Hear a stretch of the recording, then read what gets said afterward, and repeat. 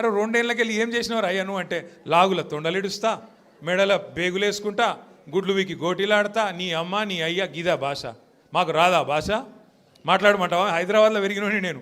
మాట్లాడమంటే ఉర్దూలా, హిందీలా, తెలుగులా, ఇంగ్లీష్లా, పొల్లు తిట్టే తెలివి నాకు కూడా ఉంది.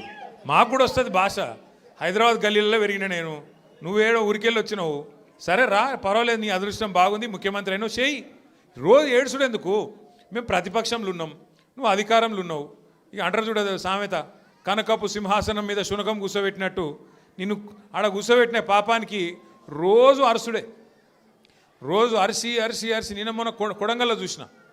కొడంగల్లో ఆయన సర్పంచులు గెలిపించుకున్నాడంట. గెలిపించుకుంటే సంతోషంగా బువ్వ పెట్టాలి, 4 మంచి మాటలు చెప్పాలి, ఇవి రాష్ట్రంలో ఉన్న పల్లెలకు ఫలానా చేస్తా, నేను ముఖ్యమంత్రి అని చెప్పాలి.